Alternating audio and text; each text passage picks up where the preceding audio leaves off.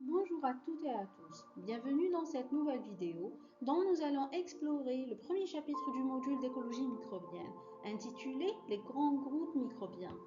Il est destiné aux étudiants de la première année master de la spécialité microbiologie et contrôle de qualité de l'Université des sciences et de la technologie Wallonie USTHP. À l'interface de l'écologie et de la microbiologie, l'écologie microbienne explore les micro-organismes dans leur environnement. Elle consiste à caractériser la biodiversité microbienne d'un écosystème, permet d'étudier la place et le rôle des micro-organismes dans un habitat, ainsi que les interactions des micro-organismes entre eux et avec leur milieu. Les objectifs spécifiques de ce chapitre sont identifier et différencier les grands groupes microbiens selon leurs critères taxonomiques et fonctionnels, décrire les structures cellulaires typiques de chaque groupe, ainsi que reconnaître le rôle et l'importance des micro-organismes dans les différents domaines, cycle biogéochimique, dépollution naturelle des milieux, l'agriculture, la médecine humaine et vétérinaire, l'agroalimentaire et aussi le domaine de la biotechnologie. Passons maintenant aux différents groupes de micro-organismes. Les microbes comprennent 5 grands groupes qui sont les champignons inférieurs d'une taille variant entre 5 et 10 micromètres. Ce sont les microbes les plus grands. Les algues unicellulaires d'une taille variant entre 2 et 200 micromètres. Ce sont des micro-organismes photosynthétiques. Les protozoaires, avec leurs différentes formes, variant entre 1 et 200 micromètres de taille. En général, ils sont souvent des parasites.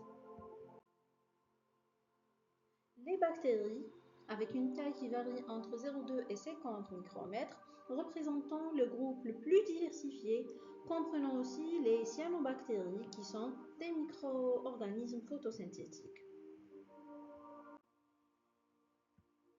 Le dernier groupe représente les virus, qui sont les plus petits, parlons de taille, avec une taille qui varie entre 0,03 et 4 micromètres, et ils sont considérés comme les seuls microbes non vivants.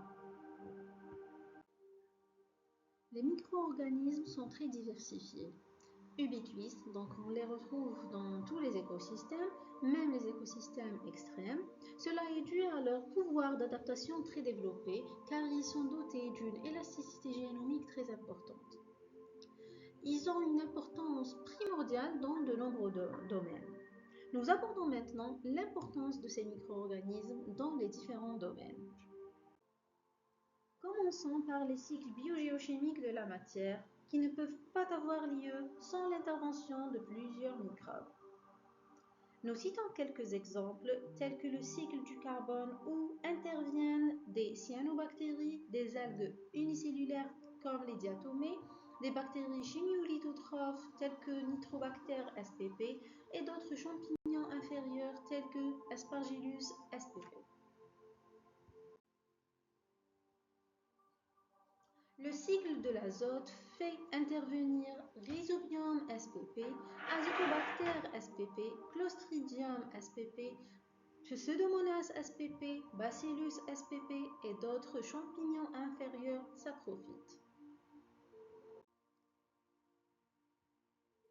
En ce qui concerne le cycle de soufre, Begiatoa spp doit intervenir, des bactéries sulfitoréductrices telles que disulfovibrio spp, Clostridium spp et des champignons inférieurs tels que Fusarium spp. Dans l'environnement, la dépollution des milieux peut se faire naturellement par des micro-organismes tels que Bacillus spp, les archées halophiles extrêmes, Aspergillus sp et Penicillium spp des champignons inférieurs, et aussi parmi les cyanos, on a la spiruline. Plusieurs microbes sont bénéfiques pour l'agriculture, pouvant exercer un rôle de fertilisant pour les sols ou un agent favorisant la croissance des végétaux. Parmi ces microbes, nous citons Azotobacter sp, Bacillus thuringiensis qui est le plus utilisé, Glamus spp des champignons inférieurs et Actinomycete. Nous rencontrons différents micro-organismes dans le domaine de la médecine humaine et végétale, dont ceux qui sont bénéfiques, mais la plupart sont pathogènes et ou opportunistes, parmi lesquels on cite Staphylococcus aureus des bactéries, Candida albicans des champignons inférieurs et Leishmania spp qui fait partie des parasites unicellulaires ou protozoaires unicellulaires. Dans le domaine de l'agroalimentaire, les processus de transformation ou de fermentation des produits alimentaires, beaucoup plus les produits laitiers, tels que les fromages, les yaourts, ainsi que le vin, etc., font intervenir des bactéries fermentaires, parmi lesquelles on cite Lactobacillus acidophilus, Streptococcus lactis, Bifidobacterium bifidium. Le dernier domaine, la biotechnologie, où beaucoup de nouvelles molécules ayant des propriétés bénéfiques pour le domaine pharmaceutique et ou industriel sont issues des micro-organismes. La plupart du temps, ces biomolécules sont issues de bactéries, de champignons ou bien des archées. Ces micro-organismes peuvent être la source de pas mal d'antibiotiques, des phages et aussi des bactériocines. À partir de tout ce qu'on vient d'apprendre, nous pouvons dire que les micro-organismes interviennent partout. Ce qui ne fait que vous rappeler ce que a dit M. Louis Pasteur, ce sont les micro-organismes qui auront le dernier mot. Merci pour votre attention et à bientôt pour une prochaine vidéo.